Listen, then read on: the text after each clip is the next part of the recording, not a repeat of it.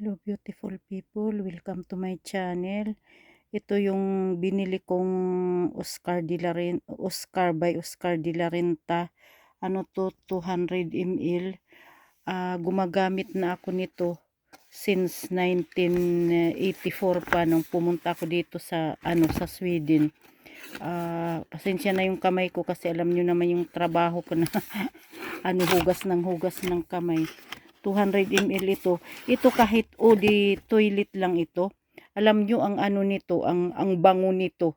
Ano pa higit pa sa mga nabibili kong ibang perfume talaga siya.